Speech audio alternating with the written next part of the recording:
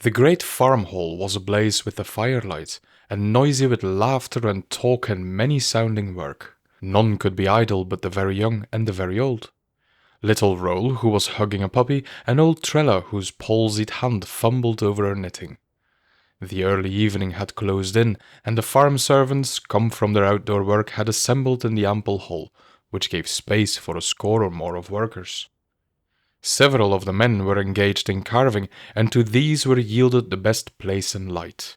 Others made or repaired fishing tackle and harness, and a great seine net occupied 3 pairs of hands. Of the women most were sorting and mixing either feather and chopping straw to add to it. Looms were there, though not in present use, but 3 wheels whirred emulously, and the finest and swiftest thread of the 3 ran between the fingers of the housemistress. Near her were some children, busy too, plaiting wicks for candles and lamps. Each group of workers had a lamp in its center, and those farthest from the fire had live heat from 2 braziers filled with glowing wood embers, replenished now and again from the generous hearth. But the flicker of the great fire was manifest to remotest corners, and prevailed beyond the limits of the weaker lights. Little Roll grew tired of his puppy, dropped it incontently, and made an onslaught on Tyr, the old wolfhound, who basked dozing, whimpering and twitching in his hunting dreams. Prone went Roll beside Tyr, his young arms round the shaggy neck, his curls against the black jowl. Tyr gave a perfunctory lick, and stretched with a sleepy sigh. Roll growled and rolled and shoved invitingly, but could only gain from the old dog placid toleration and a half-observant blink. "Take that, then," said Roll, indignant at this ignoring of his advances, and sent the puppy sprawling against a dignity that disdained him as a playmate. The dog took no notice, and the child wandered off to find amusement elsewhere. The baskets of white eider feathers caught his eye far off in a distant corner. He slipped under the table and crept along on all fours, the ordinary commonplace custom of walking down a room upright not being to his fancy. When close to the women, he lay still for a moment, watching, with his elbows on the floor and his chin in his palms. One of the women, seeing him, nodded and smiled, and presently he crept out behind her skirts and passed, hardly noticed, from one to another, till he found opportunity to possess himself of a large handful of feathers. With these he traversed the length of the room, under the table again, and emerged near the spinners. At the feet of the youngest he curled himself round, sheltered by her knees from the observation of the others, and disarmed her of interference by secretly displaying his handful with a confiding smile. A dubious nod satisfied him, and presently he started on the play he had devised.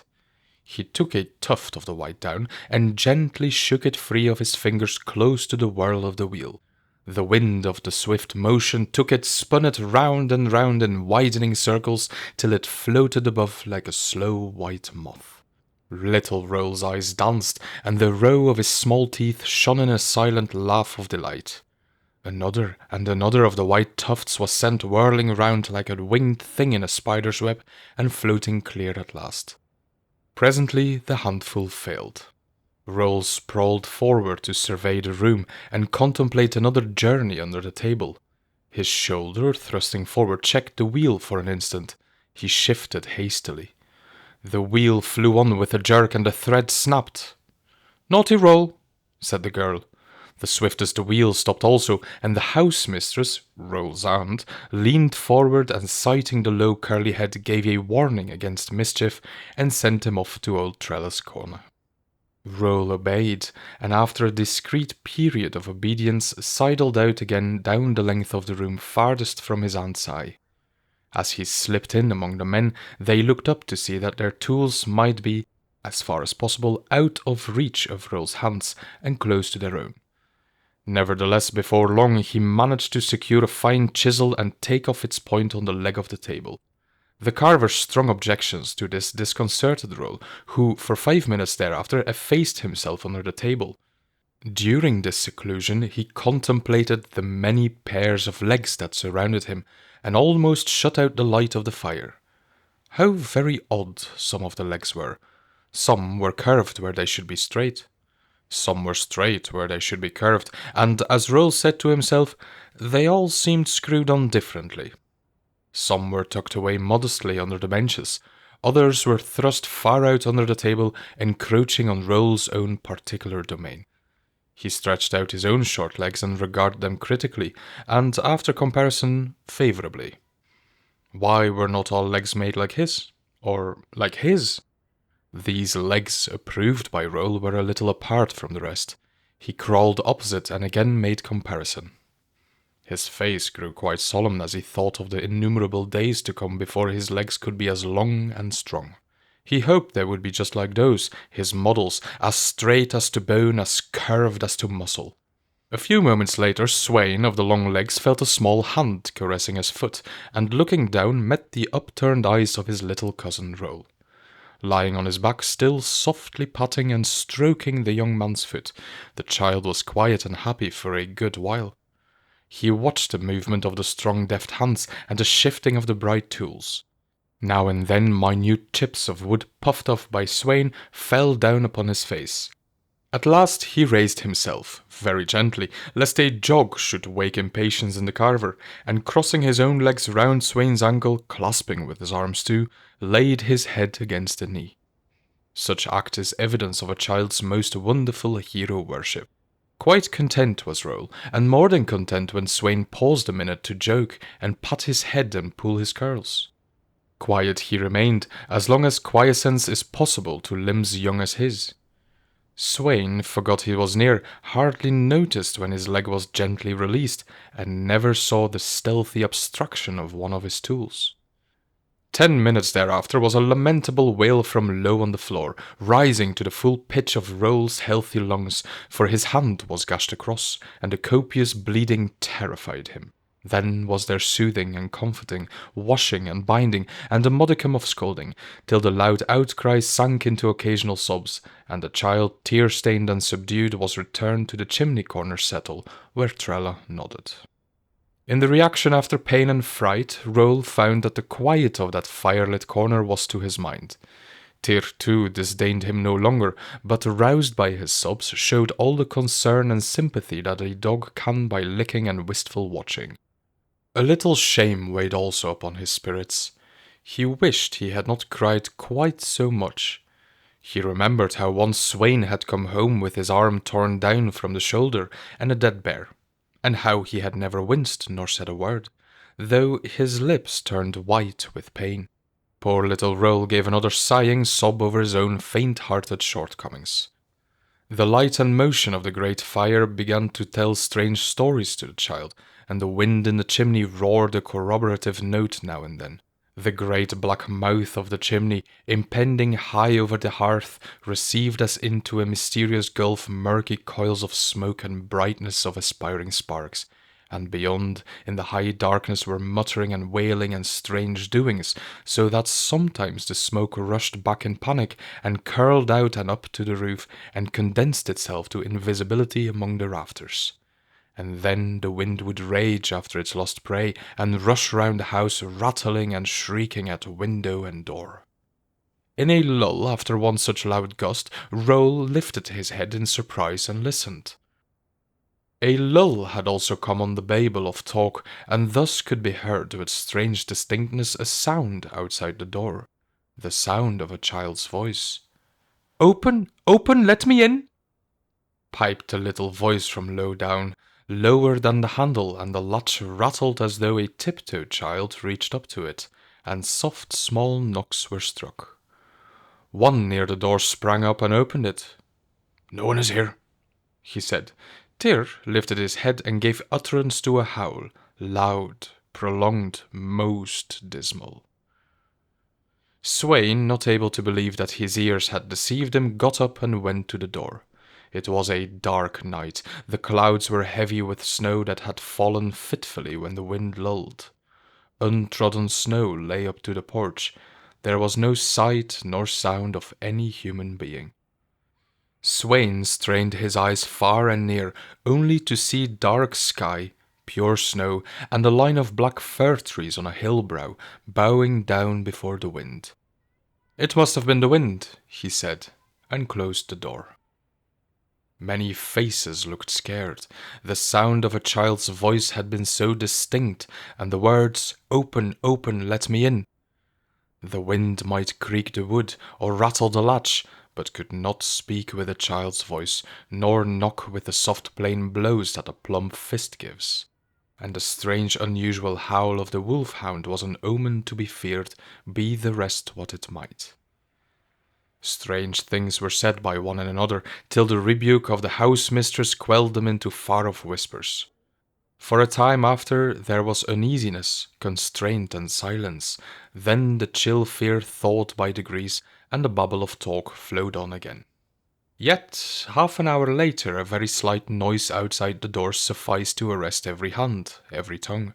Every head was raised, every eye fixed in one direction. "It is Christian, he is late," said Sweyn. No, no, this is a feeble shuffle, not a young man's tread. With the sound of uncertain feet came the hard tap-tap of a stick against the door, and the high-pitched voice of Eld. "Open, open! Let me in!" Again Tyr flung up his head in a long, doleful howl.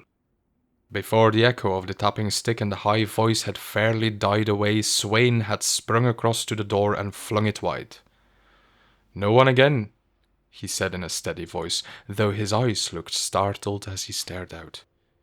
He saw the lonely expanse of snow, the clouds swagging low, and between the two the line of dark fir trees bowing in the wind. He closed the door without a word of comment and recrossed the room. A score of blanched faces were turned to him as though he must be solver of the enigma. He could not be unconscious of this mute eye questioning, and it disturbed his resolute air of composure. He hesitated, glanced towards his mother, the house-mistress, then back at the frightened folk, and gravely before them all made the sign of the cross. There was a flutter of hands as the sign was repeated by all, and the dead silence was stirred as by a huge sigh, for the held breath of many was freed as though the sign gave magic relief. Even the house-mistress was perturbed. She left her wheel and crossed the room to her son, and spoke with him for a moment in a low tone that none could overhear. But a moment later her voice was high-pitched and loud, so that all might benefit by her rebuke of the heathen chatter of one of the girls. Perhaps she essayed to silence thus her own misgivings and forebodings. No other voice dared speak now with its natural fullness. Low tones made intermittent murmurs, and now and then silence drifted over the whole room. The handling of tools was as noiseless as might be, and suspended on the instant if the door rattled in a gust of wind. After a time Sweyn left his work, joined the group nearest the door, and loitered there on the pretense of giving advice and help to the unskilful. A man's tread was heard outside in the porch. "Christian!" said Sweyn and his mother simultaneously, he confidently, she authoritatively, to set the checked wheels going again. But Tyr flung up his head with an appalling howl. "Open! Open! Let me in!" It was a man's voice, and the door shook and rattled as a man's strength beat against it. Sweyn could feel the planks quivering as on the instant his hand was upon the door, flinging it open to face the blank porch, and beyond only snow and sky and firs aslant in the wind.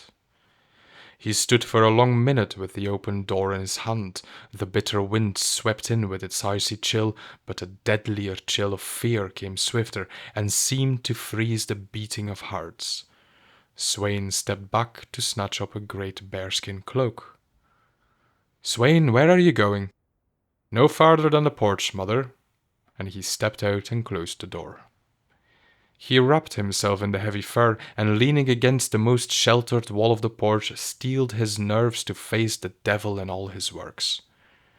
No sound of voices came from within. The most distinct sound was the crackle and roar of the fire. It was bitterly cold. His feet grew numb, but he forbore stamping them into warmth lest the sound should strike panic within. Nor would he leave the porch, nor print a footmark on the untrodden white that declared so absolutely how no human voices and hands could have approached the door since snow fell 2 hours or more ago. When the wind drops, there will be more snow, thought Sweyn. For the best part of an hour he kept his watch and saw no living thing, heard no unwanted sound. I will freeze here no longer, he muttered, and re-entered.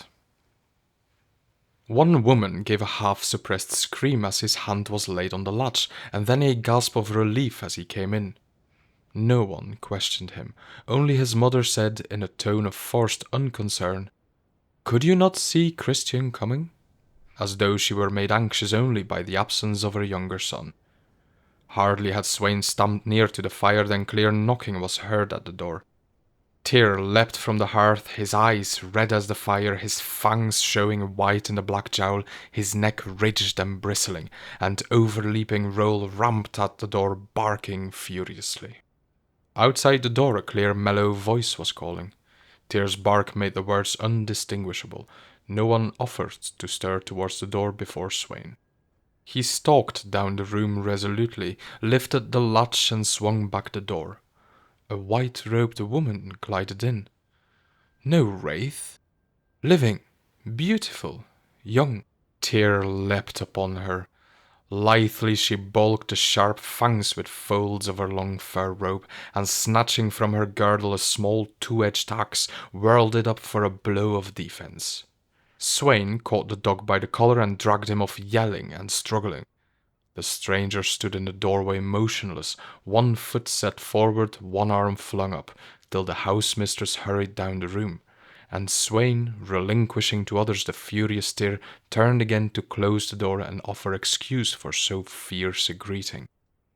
Then she lowered her arm, slung the axe in its place at her waist, loosened the furs about her face, and shook over her shoulders the long white robe, all as it were with a sway of one movement. She was a maiden, tall and very fair. The fashion of her dress was strange, half masculine, yet not unwomanly. A fine fur tunic reaching but little below the knee was all the skirt she wore. Below were the cross-bound shoes and leggings that a hunter wears. A white fur cap was set low upon the brows, and from its edge strips of fur fell lappet-wise about her shoulders. Two of these, at her entrance, had been drawn forward and crossed about her throat, but now loosened and thrust back, left unhidden long plaits of fair hair that lay forward on shoulder and breast, down to the ivory-studded girdle where the axe gleamed. Sweyn and his mother led the stranger to the hearth without question or sign of curiosity, till she voluntarily told her tale of a long journey to distant kindred, a promised guide unmet, and signals and landmarks mistaken. "Alone?" exclaimed Sweyn in astonishment. "Have you journeyed thus far 100 leagues alone?" She answered, "Yes," with a little smile. "Over the hills and the wastes? Why, the folk there are savage and wild as beasts." She dropped her hand upon her axe with a laugh of some scorn.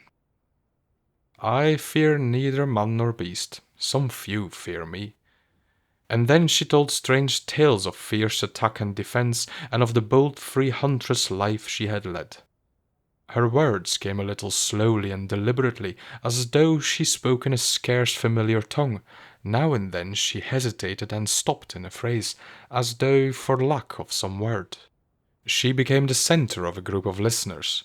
The interest she excited dissipated, in some degree, the dread inspired by the mysterious voices. There was nothing ominous about this young, bright, fair reality, though her aspect was strange. Little Roll crept near, staring at the stranger with all his might. Unnoticed, he softly stroked and patted a corner of her soft white robe that reached to the floor in ample folds. He laid his cheek against it caressingly, and then edged up close to her knees. "What is your name?" he asked. The stranger's smile and ready answer as she looked down saved Roll from the rebuke merited by his unmannerly question. "My real name," she said, "would be uncouth to your ears and tongue. The folk of this country have given me another name, and from this," she laid her hand on the fur robe, "they call me Whitefell." Little Roll repeated it to himself, stroking and patting as before. Whitefell, Whitefell.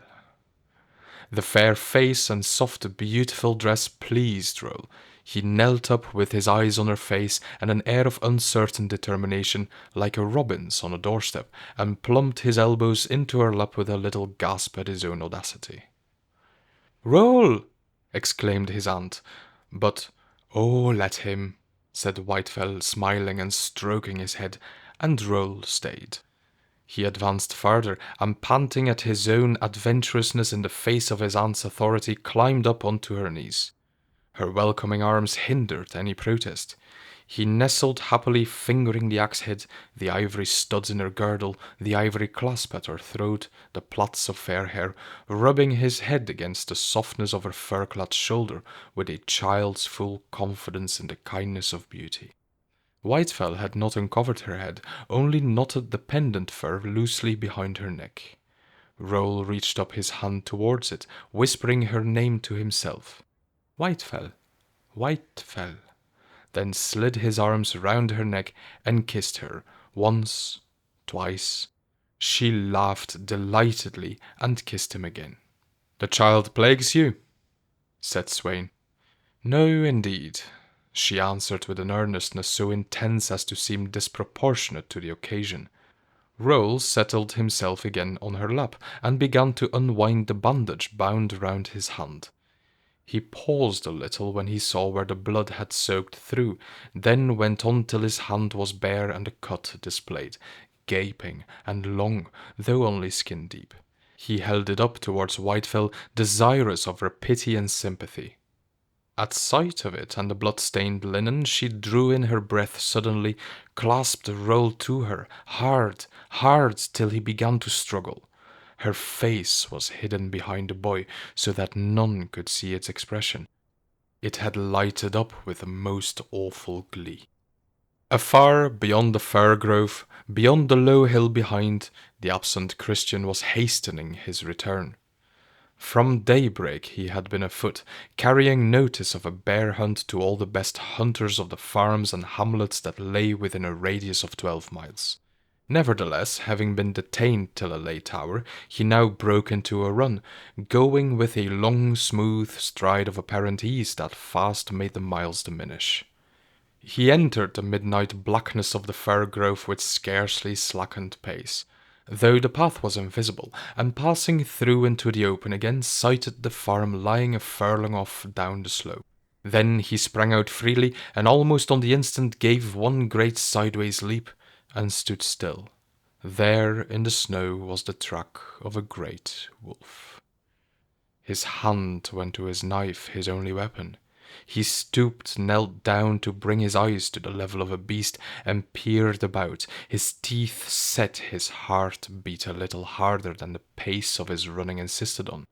A solitary wolf, nearly always savage and of large size, is a formidable beast that will not hesitate to attack a single man. This wolf track was the largest Christian had ever seen, and so far as he could judge, recently made. It led from under the fir trees down the slope. Well for him, he thought, was the delay that had so vexed him before. Well for him that he had not passed through the dark fir grove when that danger of jaws lurked there. Going warily, he followed the track. It led down the slope, across a broad ice-bound stream, along the level beyond, making towards the farm. A less precise knowledge had doubted and guessed that there might have come straying Big Tir or his like, but Christian was sure, knowing better than to mistake between footmark of dog and wolf. Straight on towards the farm. Surprised and anxious grew Christian that a prowling wolf should dare so near. He drew his knife and pressed on, more hastily, more keen-eyed. Oh, that Tir were with him! Straight on, even to the very door where the snow failed. His heart seemed to give a great leap, and then stop, There the track ended. Nothing lurked in the porch, and there was no sign of return. The fir stood straight against the sky, the clouds lay low, for the wind had fallen and a few snowflakes came drifting down. In a horror of surprise, Christian stood dazed a moment. Then he lifted the hatch and went in. His glance took in all the old familiar forms and faces, and with them that of the stranger, fur-clad and beautiful. The awful truth flashed upon him. He knew what she was. Only a few were startled by the rattle of the latch as he entered. The room was filled with bustle and movement, for it was supper hour, when all tools were laid aside and trestles and tables shifted. Christian had no knowledge of what he said and did. He moved and spoke mechanically, half thinking that soon he must awake from this horrible dream. Sweyn and his mother supposed him to be cold and dead tired, and spared all unnecessary questions. And he found himself seated beside the hearth opposite that dreadful thing that looked like a beautiful girl, watching her every movement, curdling with horror to see her fondle the child roll. Sweyn stood near them both, intent upon Whitefell also, but how differently. She seemed unconscious of the gaze of both, neither aware of the chill dread in the eyes of Christian, nor of Sweyn's warm admiration. These two brothers, who were twins, contrasted greatly, despite their striking likeness. They were alike in regular profile, fair brown hair and deep blue eyes, but Sweyn's features were perfect as a young god's, while Christian's showed faulty details. Thus the line of his mouth was set too straight, the eyes shelved too deeply back, and the contour of the face flowed in less generous curves than Sweyn's. Their height was the same, but Christian was too slender for perfect proportion, while Sweyn's well-knit frame, broad shoulders, and muscular arms made him preeminent for manly beauty as well as for strength. As a hunter, Sweyn was without rival, as a fisher without rival. All the countryside acknowledged him to be the best wrestler, rider, dancer, singer. Only in speed could he be surpassed, and in that only by his younger brother. All others Sweyn could distance fairly, but Christian could outrun him easily. Ay, he could keep pace with Sweyn's most breathless burst, and laugh and talk the while. Christian took little pride in his fleetness of foot, counting a man's legs to be the least worthy of his members. He had no envy of his brother's athletic superiority, though to several feats he had made a moderate second.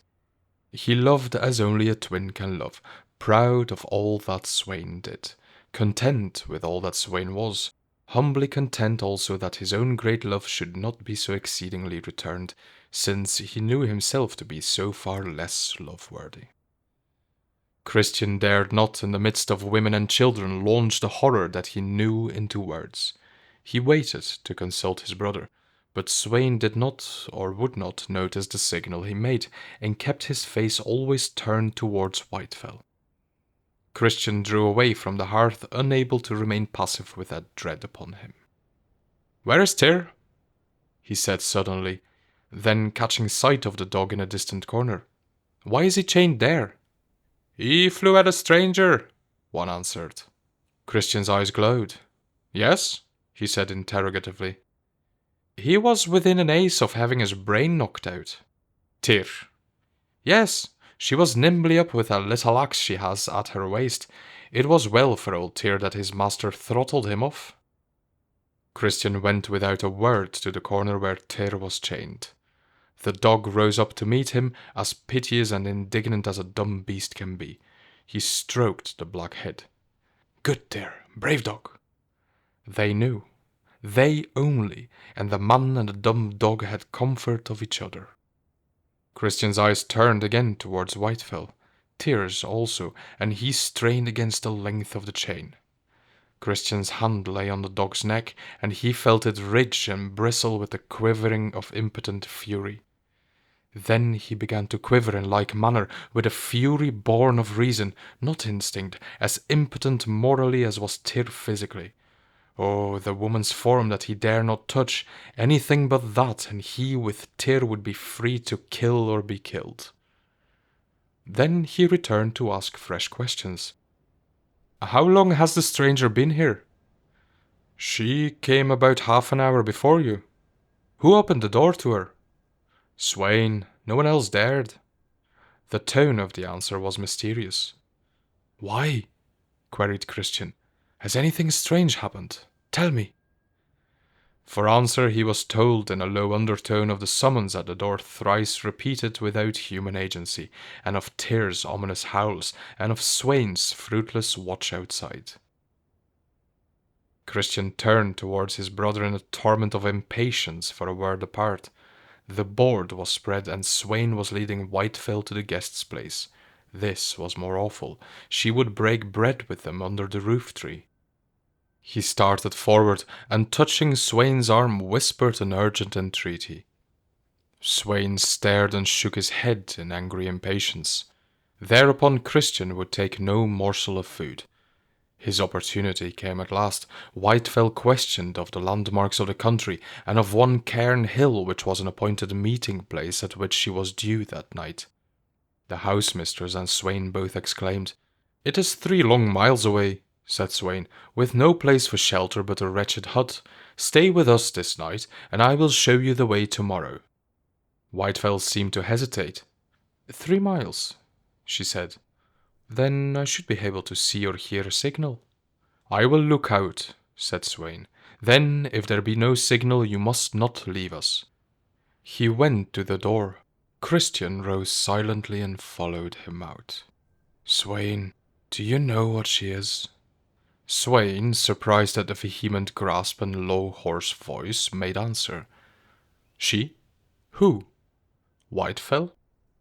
Yes. She is the most beautiful girl I have ever seen. She is a werewolf. Sweyn burst out laughing. Are you mad? He asked. No. Here, see for yourself. Christian drew him out of the porch, pointing to the snow where the footmarks had been. Had been, for now they were not. Snow was falling fast, and every dint was blotted out. Well? Asked Sweyn. Had you come when I signed to you, you would have seen for yourself. Seen what? The footprints of a wolf leading up to the door, none leading away. It was impossible not to be startled by the tone alone, though it was hardly above a whisper. Sweyn eyed his brother anxiously, but in the darkness could make nothing of his face. Then he laid his hands kindly and reassuringly on Christian's shoulders and felt how he was quivering with excitement and horror. One sees strange things, he said, when the cold has got into the brain behind the eyes. You came in cold and worn out. No, interrupted Christian. I saw the track first on the brow of the slope and followed it down right here to the door. This is no delusion. Sweyn, in his heart, felt positive that it was. Christian was given to daydreams and strange fancies, though never had he been possessed with so mad a notion before. Don't you believe me? Said Christian desperately. You must. I swear it is sane truth. Are you blind? Why, even Tyr knows.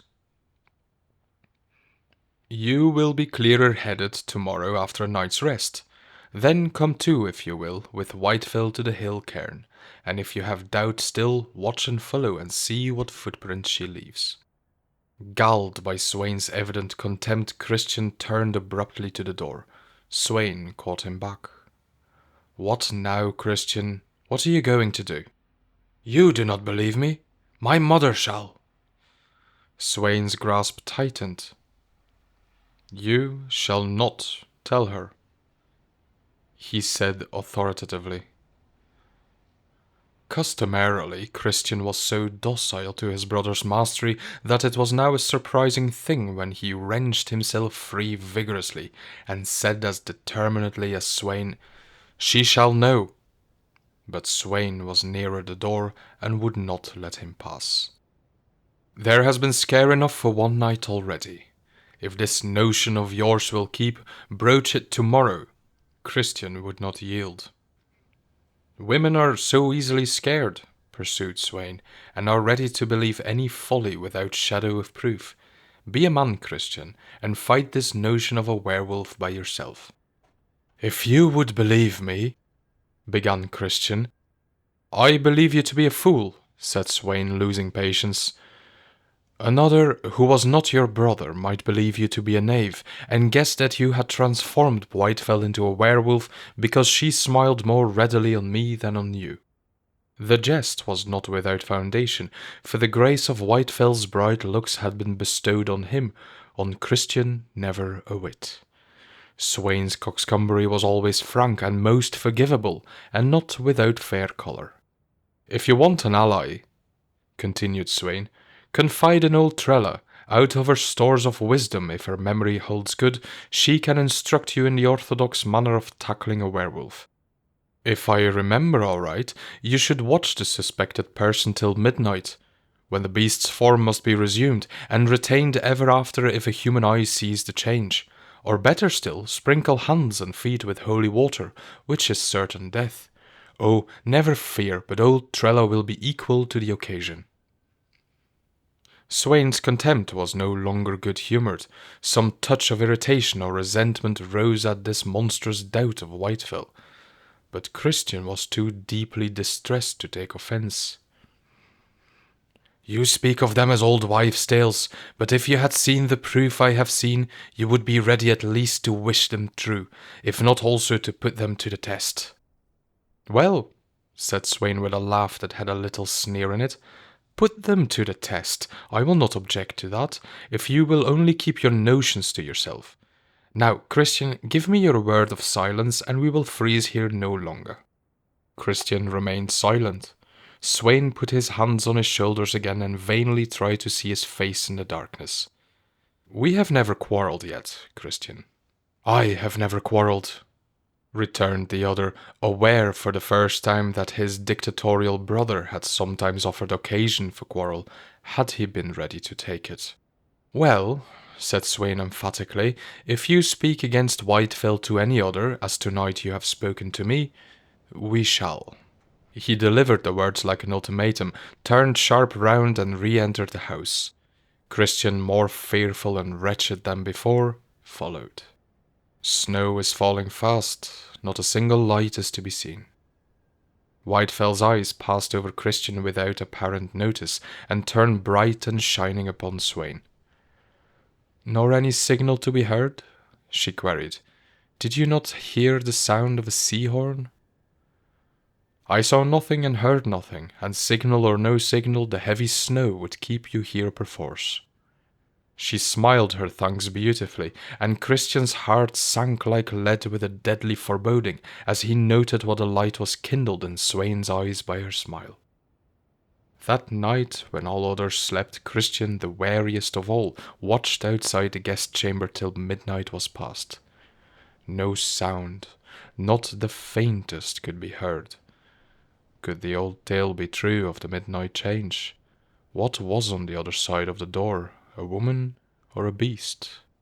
He would have given his right hand to know. Instinctively he laid his hand on the latch and drew it softly, though believing that bolts fastened the inner side. The door yielded to his hand. He stood on the threshold.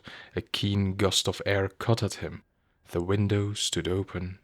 The room was empty. So Christian could sleep with a somewhat lightened heart. In the morning there was surprise and conjecture when Whitefell's absence was discovered. Christian held his peace. Not even to his brother did he say how he knew that she had fled before midnight, and Sweyn, though evidently greatly chagrined, seemed to disdain reference to the subject of Christian's fears. The elder brother alone joined the bear hunt. Christian found pretext to stay behind. Sweyn, being out of humour, manifested his contempt by uttering not a single expostulation. All that day, and for many a day after, Christian would never go out of sight of his home. Sweyn alone noticed how he manoeuvred for this, and was clearly annoyed by it. Whitefell's name was never mentioned between them, though not seldom was it heard in general talk. Hardly a day passed but little Roll asked when Whitefell would come again. pretty Whitefell who kissed like a snowflake. And if Sweyn answered, Christian would be quite sure that the light in his eyes, kindled by Whitefell's smile, had not yet died out. Little Roll. Naughty, merry, fair-haired little Roll. A day came when his feet raced over the threshold never to return, when his chatter and laugh were heard no more, when tears of anguish were wept by eyes that never would see his bright head again, never again, living or dead. He was seen at dusk for the last time, escaping from the house with his puppy, in freakish rebellion against old Trella. Later, when his absence had begun to cause anxiety, his puppy crept back to the farm, cowed, whimpering and yelping, a pitiful dumb lump of terror, without intelligence or courage to guide the frightened search. Roll was never found, nor any trace of him. Where he had perished was never known. How he had perished was known only by an awful guess. A wild beast had devoured him. Christian heard the conjecture a wolf, and a horrible certainty flashed upon him that he knew what wolf it was. He tried to declare what he knew, but Sweyn saw him start at the words with a white face and struggling lips, and guessing his purpose pulled him back and kept him silent, hardly, by his imperious grip and wrathful eyes, and one low whisper. That Christian should retain his most irrational suspicion against beautiful Whitefell was to Sweyn evidence of a weak obstinacy of mind that would but thrive upon expostulation and argument. But this evident intention to direct the passions of grief and anguish to a hatred and fear of the fair stranger, such as his own, was intolerable, and Sweyn set his will against it. Again Christian yielded to his brother's stronger words and will, and against his own judgment consented to silence. Repentance came before the new moon. The first of the year was old. Whitefell came again, smiling as she entered as though assured of a glad and kindly welcome, and, in truth, there was only one who saw again her fair face and strange white garb without pleasure. Sweyn's face glowed with delight, while Christian's grew pale and rigid as death. He had given his word to keep silence, but he had not thought that she would dare to come again. Silence was impossible. Face to face with that thing, impossible. Irrepressibly he cried out, "Where is Roll?" Not a quiver disturbed Whitefell's face. She heard, yet remained bright and tranquil. Sweyn's eyes flashed around at his brother dangerously. Among the women some tears fell at the poor child's name, but none caught alarm from its sudden utterance, for the thought of Roll rose naturally. Where was little Roll, who had nestled in the stranger's arms, kissing her, and watched for her sins, and prattled of her daily? Christian went out silently. One only thing there was that he could do, and he must not delay. His horror overmastered any curiosity to hear Whitefell's smooth excuses and smiling apologies for her strange and uncourteous departure, or her easy tale of the circumstances of her return, or to watch her bearing as she heard the sad tale of little Roll. The swiftest runner of the countryside had started on his hardest race, little less than 3 leagues and back, which he reckoned to accomplish in 2 hours, though the night was moonless and the way rugged. He rushed against the still cold air till it felt like a wind upon his face. The dim homestead sank below the ridges at his back, and fresh ridges of snowlands rose out of the obscure horizon level to drive past him as the stirless air drove, and sink away behind into obscure level again.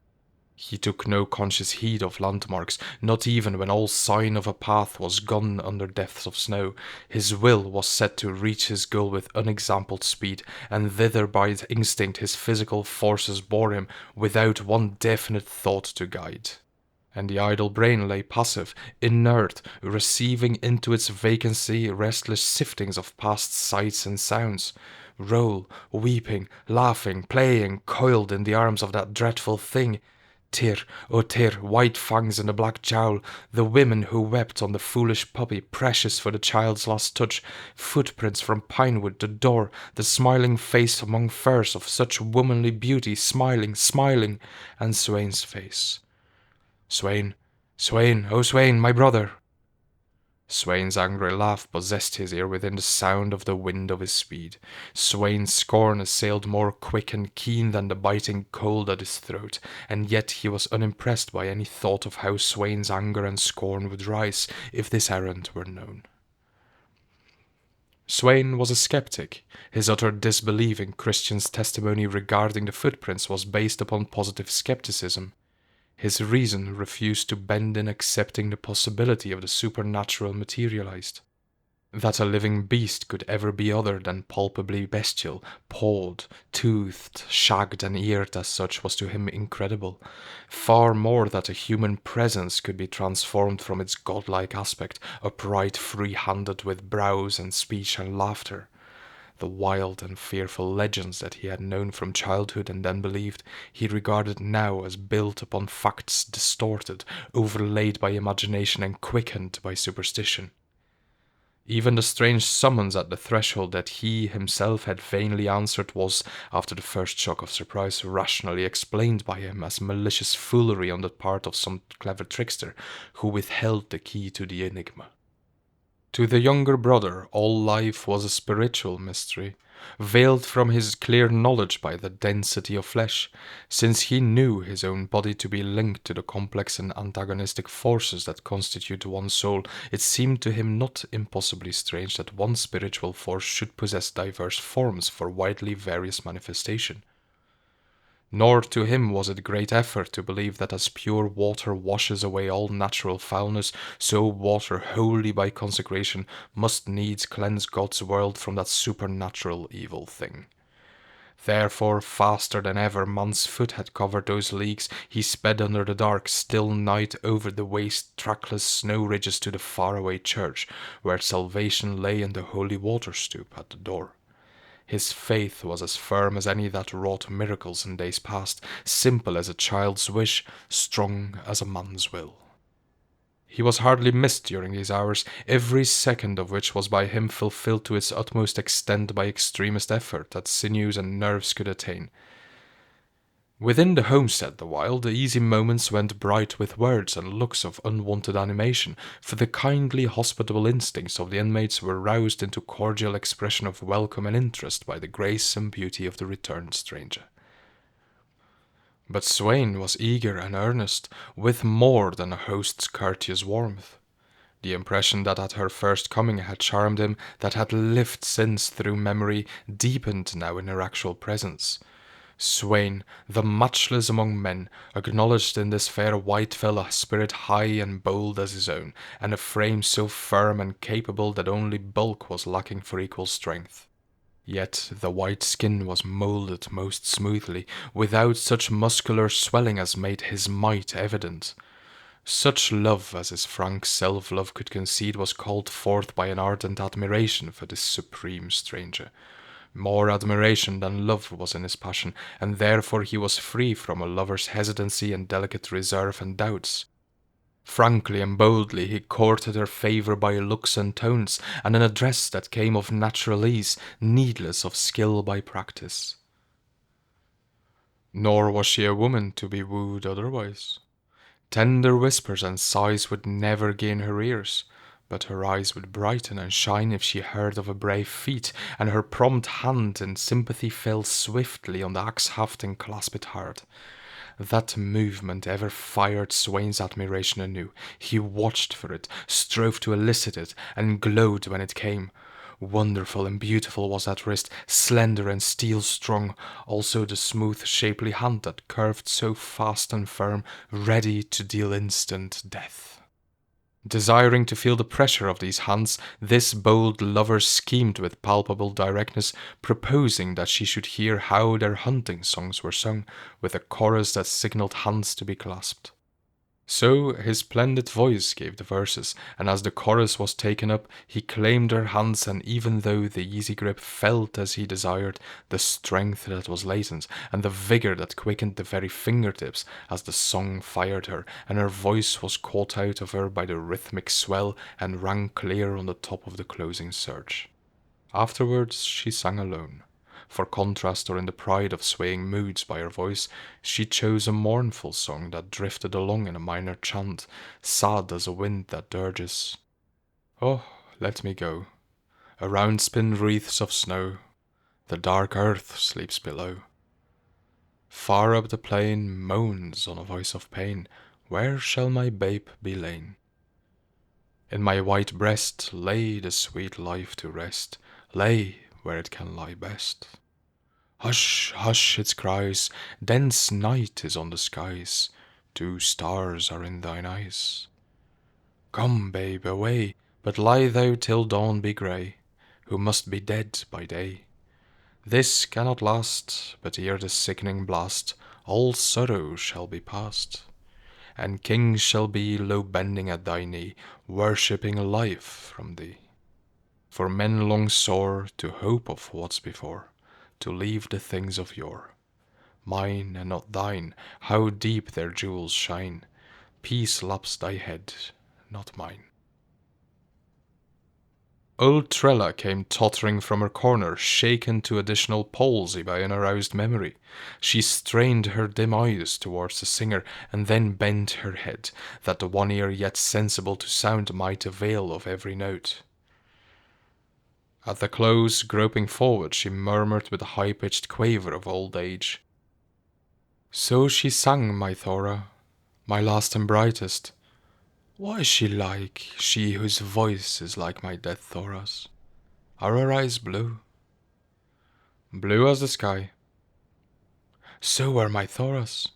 Is her hair fair and it plaits to the waist?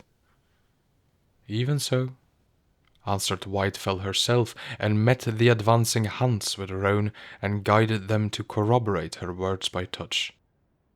Like my dead Thora's, repeated the old woman, and then her trembling hands rested on the fur-clad shoulders, and she bent forward and kissed the smooth fair face that Whitefell upturned, nothing loath to receive and return the caress. So Christian saw them as he entered. He stood a moment after the starless darkness and the icy night air and the fierce silent 2 hours' race. His senses reeled on sudden entrance into warmth and light and the cheery hum of voices. A sudden unforeseen anguish assailed him, as now first he entertained the possibility of being overmatched by her wiles and her daring.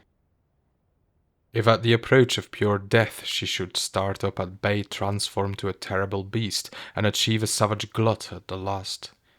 He looked with horror and pity on the harmless helpless folk, so unwitting of outrage to their comfort and security. The dreadful thing in their midst that was veiled from their knowledge by womanly beauty was a centre of pleasant interest. There, before him, signally impressive was poor old Trella, weakest and feeblest of all in fond nearness. And a moment might bring about the revelation of a monstrous horror, a ghastly, deadly danger set loose and at bay in a circle of girls and women and careless, defenceless men, so hideous and terrible a thing as might crack the brain or curdle the heart stone dead. And he alone of the throng prepared. For one breathing space he faltered, no longer than that, while over him swept the agony of compunction that yet could not make him surrender his purpose. He alone, nay, but Tyr also, and he crossed to the dumb sole sharer of his knowledge. So timeless is thought that a few seconds only lay between his lifting of the latch and his loosening of Tyr's collar, but in those few seconds succeeding his first glance, as lightning swift had been the impulses of others, their motion as quick and sure. Sweyn's vigilant eye had darted upon him, and instantly his every fibre was alert with hostile instinct, and half divining, half incredulous of Christian's object in stooping to Tyr, he came hastily, wary, wrathful, resolute to oppose the malice of his wild-eyed brother. But beyond Sweyn rose Whitefell, blanching white as her furs and with eyes grown fierce and wild. She leapt down the room to the door, whirling her long robe closely to her. "Hark!" she panted, "the signal horn, hark! I must go!" as she snatched at the latch to be out and away.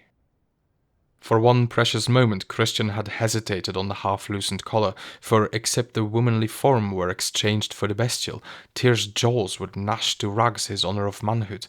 Then he heard her voice, and turned too late. As she tugged at the door, he sprang across, grasping his flask, but Sweyn dashed between and caught him back irresistibly, so that a most frantic effort only availed to wrench one arm free. With that, on the impulse of sheer despair, he cast at her with all his force. The door swung behind her, and the flask flew into fragments against it. Then, as Sweyn's grasp slackened and he met the questioning astonishment of surrounding faces with a hoarse, inarticulate cry, "God help us all!" he said. "She is a werewolf!" Sweyn turned upon him. "Liar! Coward!" And his hands gripped his brother's throat with deadly force, as though the spoken word could be killed so, and as Christian struggled, lifted him clear off his feet and flung him crashing backward. So furious was he that, as his brother lay motionless, he stirred him roughly with his foot, till their mother came between, crying shame, and yet then he stood by, his teeth set, his brows knit, his hands clenched, ready to enforce silence again violently, as Christian rose staggering and bewildered. But utter silence and submission were more than he expected, and turned his anger into contempt for one so easily cowed and held in subjection by mere force. "He is mad!" he said, turning on his heel as he spoke, so that he lost his mother's look of pained reproach at his sudden free utterance of what was a lurking dread within her. Christian was too spent for the effort of speech. His hard-drawn breath labored in great sobs. His limbs were powerless and unstrung, in utter relax after hard service. Failure in his endeavor induced a stupor of misery and despair. In addition was the wretched humiliation of open violence and strife with his brother, and the distress of hearing misjudging contempt expressed without reserve. For he was aware that Sweyn had turned to allay the scared excitement half by imperious mastery, half by explanation and argument, that showed painful disregard of brotherly consideration. All this unkindness of his twin he charged upon the fell thing who had wrought this their first dissension, and most terrible thought, interposed between them so effectually that Sweyn was wilfully blind and deaf on her account, resentful of interference, arbitrary beyond reason. Dread and perplexity unfathomable darkened upon him. Unshared, the burden was overwhelming. A foreboding of unspeakable calamity based upon his ghastly discovery bore down upon him, crushing out hope of power to withstand impending fate. Sweyn the while was observant of his brother, despite the continual check of finding turn and glance when he would, Christian's eyes always upon him with a strange look of helpless distress, discomposing enough to the angry aggressor. Like a beaten dog, he said to himself, rallying contempt to withstand compunction.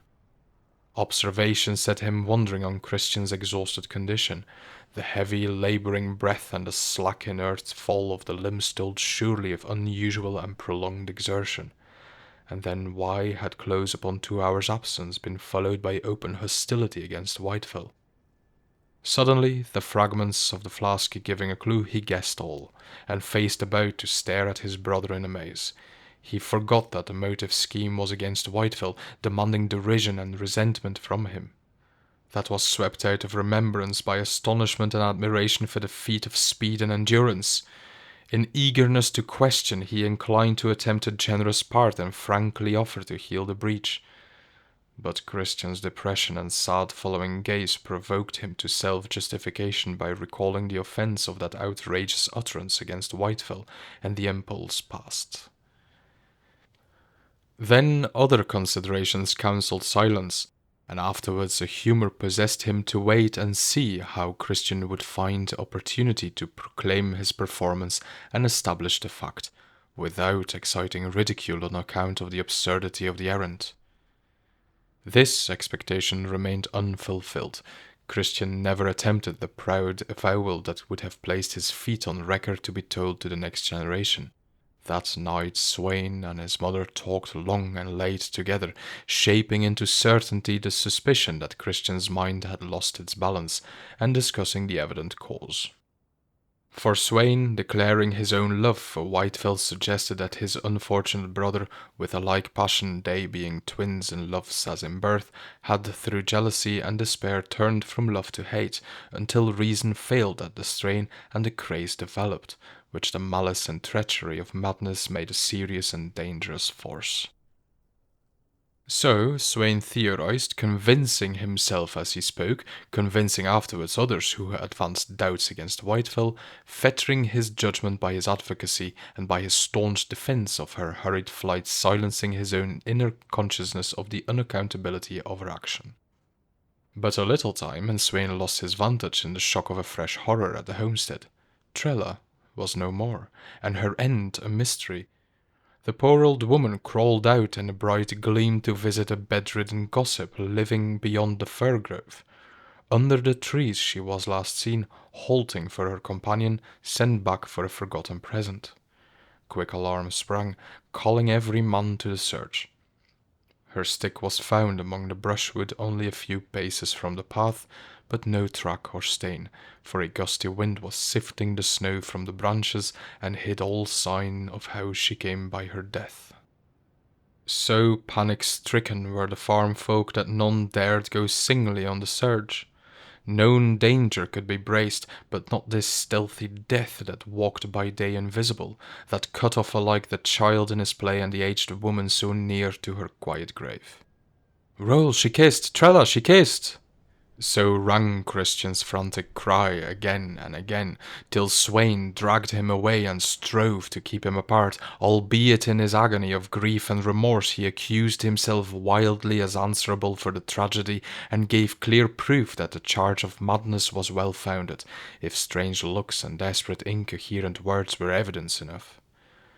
But thenceforward all Sweyn's reasoning and mastery could not uphold Whitefell above suspicion. He was not called upon to defend her from accusation when Christian had been brought to silence again. But he well knew the significance of this fact, that her name, formerly uttered freely and often, he never heard now. It was huddled away into whispers that he could not catch. The passing of time did not sweep away the superstitious fears that Sweyn despised. He was angry and anxious, eager that Whitefell should return, and merely by her bright gracious presence reinstate herself in favour, but doubtful if all his authority and example could keep from her notice an altered aspect of welcome, and he foresaw clearly that Christian would prove unmanageable, and might be capable of some dangerous outbreak. For a time the twins' variance was marked, on Sweyn's part by an air of rigid indifference, on Christian's by heavy, downcast silence and a nervous, apprehensive observation of his brother. Superadded to his remorse and foreboding, Sweyn's displeasure weighed upon him intolerably, and the remembrance of their violent rupture was a ceaseless misery. The elder brother, self-sufficient and insensitive, could little know how deeply his unkindness stabbed.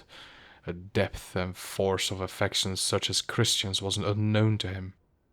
The loyal subservience that he could not appreciate had encouraged him to domineer. This strenuous opposition to his reason and will was accounted as furious malice, if not sheer insanity. Christian's surveillance galled him incessantly, and embarrassment and danger he foresaw as the outcome. Therefore, that suspicion might be lulled, he judged it wise to make overtures for peace. Most easily done. A little kindliness, a few evidences of consideration, a slight return of the old brotherly imperiousness, and Christian replied by a gratefulness and relief that might have touched him had he understood all, but instead increased his secret contempt. So successful was this finesse that when late on a day a message summoning Christian to a distance was transmitted by Sweyn, no doubt of his genuineness occurred. When his errand proved useless, he set out to return. Mistake or misapprehension was all that he surmised. Not till he sighted the homestead, lying low between the night-grey snow ridges, did vivid recollection of the time when he had tracked that horror to the door rouse an intense dread, and with it a hardly defined suspicion. His grasp tightened on the bare spear that he carried as his staff. Every sense was alert, every muscle strung. Excitement urged him on, caution checked him, and the two governed his long stride, swiftly, noiselessly, to the climax he felt was at hand. As he drew near to the outer gates, a light shadow stirred and went, as though the grey of the snow had taken detached motion. A darker shadow stayed and faced Christian, striking his lifeblood chill with utmost despair. Sweyn stood before him, and surely the shadow that went was Whitefell. They had been together. Close. Had she not been in his arms, near enough for lips to meet? There was no moon, but the stars gave light enough to show that Sweyn's face was flushed and elate. The flush remained, though the expression changed quickly at sight of his brother. How, if Christian had seen all, should one of his frenzied outbursts be met and managed? By resolution? By indifference? He halted between the two, and as a result he swaggered. "Whitefell?" questioned Christian, hoarse and breathless. "Yes." Sweyn's answer was a query with an intonation that implied he was clearing the ground for action. From Christian came, "Have you kissed her?" like a bolt direct, staggering Sweyn by its sheer prompt temerity. He flushed yet darker, and yet half smiled over this earnest of success he had won. Had there been really between himself and Christian the rivalry that he imagined? His face had enough of the insolence of triumph to exasperate jealous rage. "You dare ask this?" "Sweyn, oh Sweyn, I must know. You have."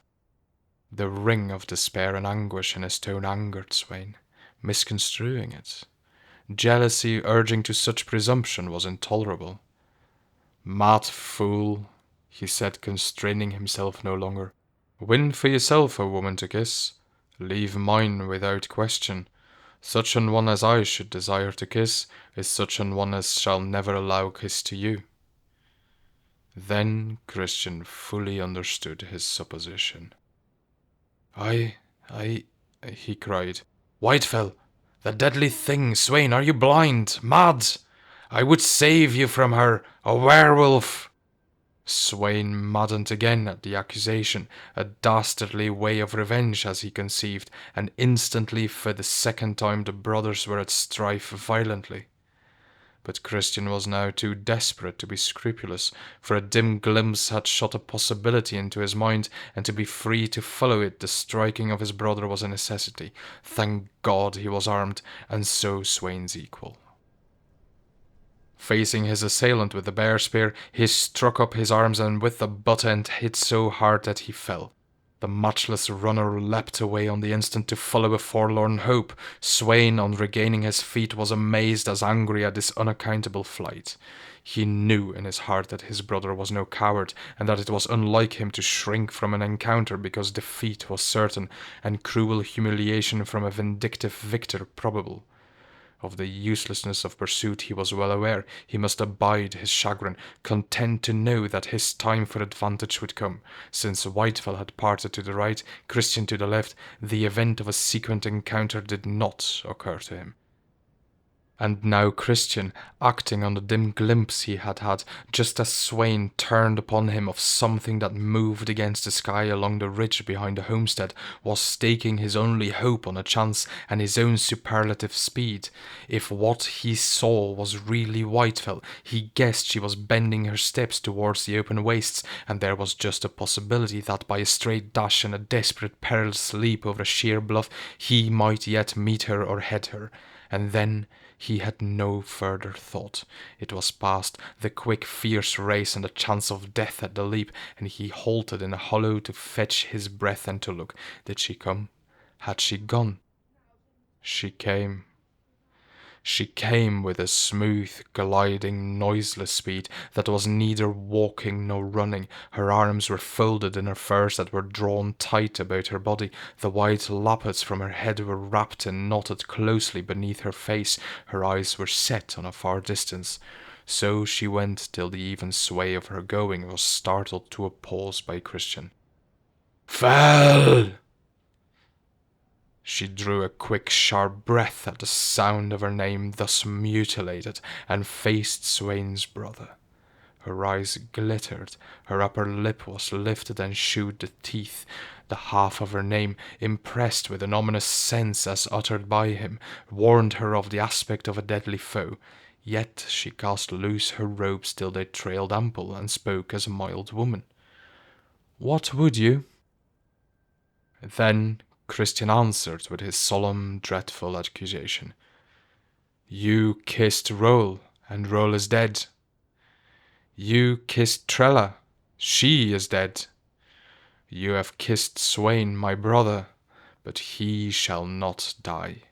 He added, "You may live till midnight." The edge of the teeth and the glitter of the eyes stayed a moment, and her right hand also slid down to the axe haft. Then, without a word, she swerved from him and sprang out and away swiftly over the snow. And Christian sprang out and away and followed her swiftly over the snow, keeping behind but half a stride's length from her side. So they went running together, silent, towards the vast wastes of snow, where no living thing but they two moved under the stars of night. Never before had Christian so rejoiced in his powers. The gift of speed and the training of use and endurance were priceless to him now. Though midnight was hours away, he was confident that, go where that fell thing would, hasten as she could not outstrip him nor escape from him. Then, when came the time for transformation, when the woman's form made no longer a shield against a man's hand, he could slay or be slain to save Sweyn. He had struck his dear brother in dire extremity, but he could not, though reason urged, strike a woman. For 1 mile, for 2 miles they ran, Whitefell ever foremost, Christian ever at equal distance from her side, so near that now and again her outflying furs touched him. She spoke no word, nor he. She never turned her head to look at him, nor swerved to evade him, but with set face looking forward sped straight on over rough, over smooth, aware of his nearness by the regular beat of his feet and the sound of his breath behind. In a while she quickened her pace. From the first Christian had judged of her speed as admirable, yet with exulting security in his own excelling and enduring whatever her efforts. But when the pace increased, he found himself put to the test as never had he been before in any race. Her feet, indeed, flew faster than his. It was only by his length of stride that he kept his place at her side. But his heart was high and resolute, and he did not fear failure yet. So the desperate race flew on, their feet struck up the powdery snow, their breath smoked into the sharp clear air, and they were gone before the air was cleared of snow and vapour. Now and then Christian glanced up to judge by the rising of the stars of the coming of midnight. So long, so long. Whitefell held on without slack. She, it was evident, with confidence in her speed proving matchless, as resolute to outrun her pursuer as he to endure till midnight and fulfill his purpose. And Christian held on, still self-assured. He could not fail, he would not fail. To avenge Roll and Trella was motive enough for him to do what man could do, but for Sweyn more. She had kissed Sweyn, but he should not die too. With Sweyn to save, he could not fail. Never before was such a race as this, no, not when in old Greece man and maid raced together with 2 fates at stake, for the hard running was sustained unabated, while star after star rose and went wheeling up towards midnight, for 1 hour, for 2 hours. Then Christian saw and heard what shot him through with fear. Where a fringe of trees hung round the slope he saw something dark moving and heard a yelp, followed by a full horrid cry, and the dark spread out upon the snow, a pack of wolves in pursuit. Of the beasts alone he had little cause for fear. At the pace he held he could distance them, 4-footed though they were. But of Whitefell's wiles he had infinite apprehension, for how might she not avail herself of the savage jaws of these wolves, akin as they were to half her nature? She vouchsafed to them nor look nor sign, but Christian, on an impulse to assure himself that she should not escape him, caught and held the back-flung edge of her furs, running still. She turned like a flash with a beastly snarl, teeth and eyes gleaming again. Her axe shone on the upstroke, on the downstroke, as she hacked at his hand. She had lopped it off at the wrist, but that he parried with the bear spear. Even then she shore through the shaft and shattered the bones of the hand at the same blow, so that he loosed perforce. Then again they raced on as before, Christian not losing a pace, though his left hand swung useless, bleeding and broken. The snarl indubitable, though modified from a woman's organs, the vicious fury revealed in teeth and eyes, the sharp arrogant pain of her maiming blow caught away Christian's heed of the beasts behind, by striking into him close vivid realization of the infinitely greater danger that ran before him in that deadly thing. When he bethought him to look behind, lo, the pack had but reached their tracks and instantly slunk aside, cowed, the yell of pursuit changing to yelps and whines, so abhorrent was that fell creature to beast as to man. She had drawn her furs more closely to her, disposing them so that instead of flying loose to her heels, no drapery hung lower than her knees, and this without a check to her wonderful speed, nor embarrassment by the cumbering of the folds. She held her head as before, her lips were firmly set, only the tense nostrils gave her breath, not a sign of distress witness to the long sustaining of that terrible speed. But on Christian by now the strain was telling palpably. His head weighed heavy and his breath came labouring in great sobs. The bear spear would have been a burden now. His heart was beating like a hammer, but such a dullness oppressed his brain that it was only by degrees he could realize his helpless state, wounded and weaponless, chasing that terrible thing that was a fierce, desperate, axe-armed woman, except she should assume the beast with fangs yet more formidable. And still the far slow stars went lingering nearly an hour from midnight. So far was his brain astray that an impression took him that she was fleeing from the midnight stars, whose gain was by such slow degrees that a time equaling days and days had gone in the race round the northern circle of the world, and days as long might last before the end, except she slackened, or except he failed. But he would not fail yet. How long had he been praying so? He had started with a self-confidence and reliance that had felt no need for that aid, and now it seemed the only means by which to restrain his heart from swelling beyond the compass of his body, by which to cherish his brain from dwindling and shriveling quite away. Some sharp-toothed creature kept tearing and dragging on his maimed left hand. He never could see it, he could not shake it off, but he prayed it off at times. The clear stars before him took to shuddering, and he knew why. They shuddered at sight of what was behind him. He had never divined before that strange things hid themselves from men under pretense of being snow-clad mounds or swaying trees, but now they came slipping out from their harmless covers to follow him, and mock at his impotence to make a kindred thing resolve to truer form. He knew the air behind him was thronged, he heard the hum of innumerable murmurings together, but his eyes could never catch them, they were too swift and nimble. Yet he knew they were there, because on a backward glance he saw the snow mounds surge as they grovelled flatlings out of sight, he saw the trees reel as they screwed themselves rigid past recognition among the boughs. And after such glance the stars for a while returned to steadfastness, and an infinite stretch of silence froze upon the chill grey world, only deranged by the swift even beat of the flying feet, and his own, slower from the longer stride and the sound of his breath. And for some clear moments he knew that his only concern was to sustain his speed regardless of pain and distress, to deny with every nerve he had her power to outstrip him or to widen the space between them, till the stars crept up to midnight. Then out again would come that crowd invisible, humming and hustling behind, dense and dark enough, he knew, to blot out the stars at his back, yet ever skipping and jerking from his sight. A hideous check came to the race. Whitefill swirled about and leapt to the right, and Christian, unprepared for so prompt a lurch, found close at his feet a deep pit yawning, and his own impetus past control. But he snatched at her as he bore past, clasping her right arm with his one whole hand, and the two swung together upon the brink. And her straining away in self-preservation was vigorous enough to counterbalance his headlong impulse, and brought them reeling together to safety.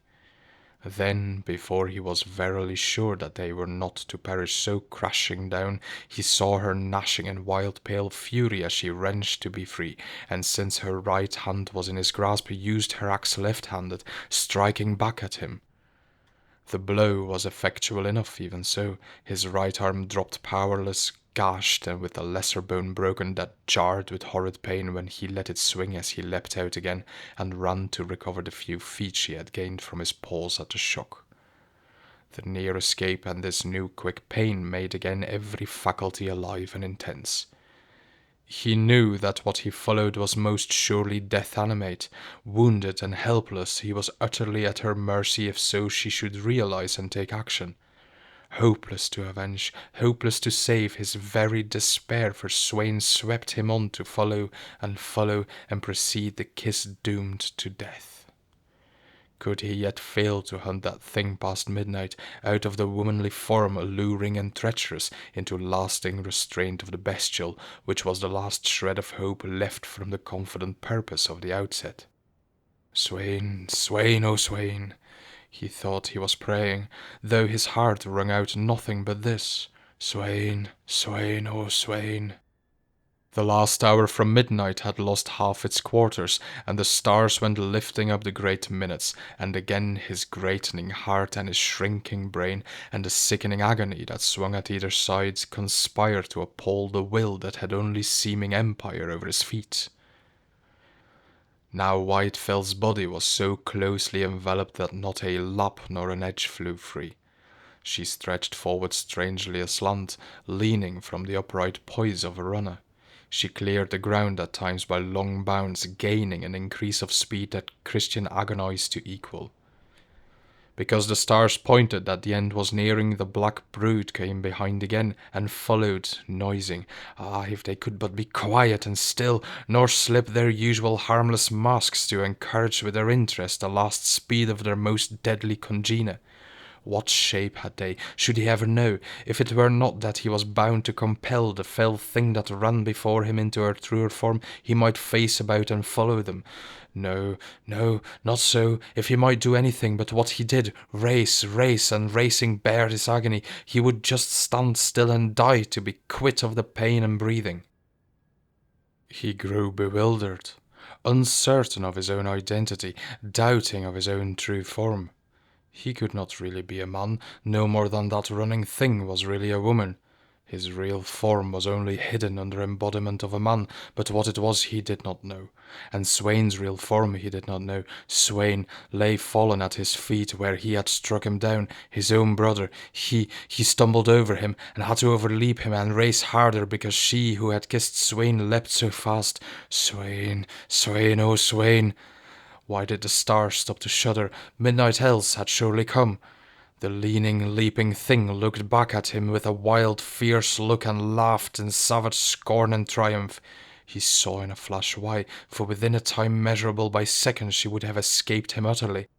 As the land lay a slope of ice sunk on the one hand, on the other hand a steep rose, shouldering forwards. Between the two was space for a foot to be planted, but none for a body to stand. Yet a juniper bough thrusting out gave a handhold secure enough for one with a resolute grasp to swing past the perilous place and pass on safe. Though the first seconds of the last moment were going, she dared to flash back a wicked look and laugh at the pursuer who was impotent to grasp. The crisis struck convulsive life into his last supreme effort. His will surged up indomitable, his speed proved matchless, yet he leapt with a rush past her before her laugh had time to go out, and turned short, barring the way, and braced to withstand her. She came hurling desperate with a feint to the right hand, and then launched herself upon him with a spring like a wild beast when it leaps to kill. And he, with one strong arm and a hand that could not hold, with one strong hand and an arm that could not guide and sustain, he caught and held her even so, and they fell together. And because he felt his whole arm slipping and his whole hand loosing to slack the dreadful agony of the wrenched bone above, he caught and held with his teeth the tunic at her knee as she struggled up and wrung off his hands to overleap him victorious. Like lightning she snatched her axe and struck him on the neck deep. Once, twice, his lifeblood gushed out, staining her feet. The stars touched midnight. The death scream he heard was not his, for his set teeth had hardly yet relaxed when it rang out, and the dreadful cry began with a woman's shriek and changed and ended as the yell of a beast, and before the final blank overtook his dying eyes, he saw that she gave place to it. He saw more, that life gave place to death, causelessly, incomprehensibly. For he did not presume that no holy water could be more holy, more potent to destroy an evil thing than the life-blood of a pure heart poured out for another in free-willing devotion. His own true hidden reality that he had desired to know grew palpable, recognizable. It seemed to him just this, a great glad abounding hope that he had saved his brother, too expansive to be contained by the limited form of a soul man. It yearned for the new embodiment, infinite as the stars. What did it matter to that true reality that man's brain shrank till it was nothing, that a man's body could not retain the huge pain of his heart, and heaved it out through the red exit riven at the neck, that the black noise came again hurtling from behind, reinforced by that dissolved shape, and blotted out forever the man's sight, hearing, sense. In the early grey of day, Sweyn chanced upon the footprints of a man, of a runner, as he saw by the shifted snow, and the direction they had taken aroused curiosity, since a little further their line must be crossed by the edge of a sheer height. He turned to trace them, and so doing the length of the stride struck his attention, a stride long as his own if he ran. He knew he was following Christian. In his anger he had hardened himself to be indifferent to the night-long absence of his brother, but now, seeing where the footsteps went, he was seized with compunction and dread. He had failed to give thought and care to his poor frantic twin, who might, was it possible, have rushed to a frantic death. His heart stood still when he came to the place where the leap had been taken. A piled edge of snow had fallen to, and nothing but snow lay below when he peered. Along the upper edge he ran for a furlong, till he came to a dip where he could slip and climb down, and then back again on the lower level to the pile of fallen snow. There he saw that the vigorous running had started afresh. He stood pondering, vexed that any man should have taken that leap where he had not ventured to follow, vexed that he had been beguiled to such painful emotions, guessing vainly at Christian's object in this mad freak. He began sauntering along, half unconsciously following his brother's track, and so in a while he came to the place where the footprints were doubled. Small prints were these others, small as a woman's, though the pace from one to another was longer than that which the skirts of a woman allow. Did not Whitefell tread so? A dreadful guess appalled him, so dreadful that he recoiled from belief. Yet his face grew ashy white, and he gasped to fetch back motion to his checked heart. Unbelievable. Closer attention showed how the smaller footfall had altered for greater speed, striking into the snow with a deeper onset and a lighter pressure on the heels. Unbelievable. Could any woman but Whitefell run so? Could any man but Christian run so? The guess became certainty. He was following where alone in the dark night Whitefell had fled from Christian pursuing. Such villainy set heart and brain on fire with rage and indignation, such villainy in his own brother, till lately love-worthy, praiseworthy, though a fool for meekness. He would kill Christian. Had he lives many as the footprints he had trodden, vengeance should demand them all. In a tempest of murderous hate he followed on in haste, for the track was plain enough, starting with such a burst of speed as could not be maintained, but brought him back soon to a plod for the spent, sobbing breath to be regulated. He cursed Christian aloud and called Whitefell's name on high in a frenzied expanse of passion. His grief itself was a rage, being such an intolerable anguish of pity and shame at the thought of his love Whitefell, who had parted from his kiss free and radiant, to be hounded straight away by his brother mad with jealousy, fleeing for more than life while her lover was housed at his ease. If he had but known, he raved, in impotent rebellion at the cruelty of events, if he had but known that his strength and love might have availed in her defence, now the only service to her that he could render was to kill Christian. As a woman he knew she was matchless in speed, matchless in strength, but Christian was matchless in speed among men, nor easily to be matched in strength.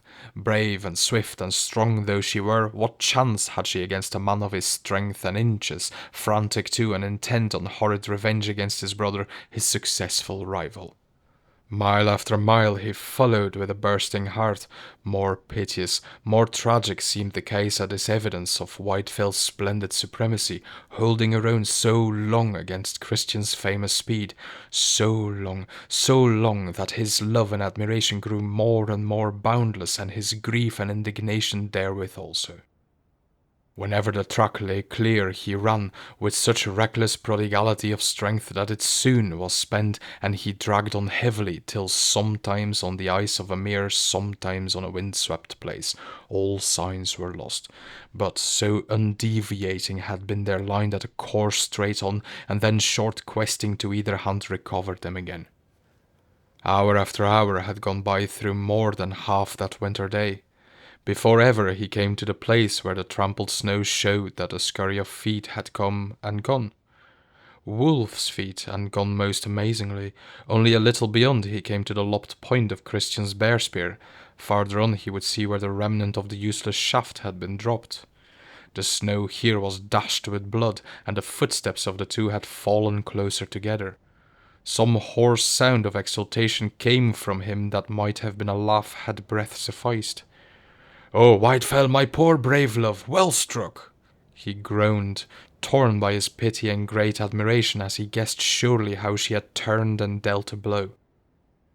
The sight of the blood inflamed him as it might a beast that ravens. He grew mad with a desire to have Christian by the throat once again, not to lose this time till he had crushed out his life, or beat out his life, or stabbed out his life, or all these, and torn him piecemeal likewise, and then, not till then, bleed his heart with weeping, like a child, like a girl, over the piteous fate of his poor lost love. On through the aching time, toiling and straining in the track of those two superb runners, aware of the marvel of their endurance, but unaware of the marvel of their speed, that in the 3 hours before midnight had overpassed all that vast distance that he could only traverse from twilight to twilight. For clear daylight was passing when he came to the edge of an old marl pit, and saw how the two who had gone before had stamped and trampled together in desperate peril on the verge. And here fresh bloodstains spoke to him of a valiant defence against his infamous brother, and he followed where the blood had dripped till the cold had staunched its flow, taking a savage gratification from this evidence that Christian had been gashed deeply, maddening afresh with desire to do likewise more excellently, and so slake his murderous hate.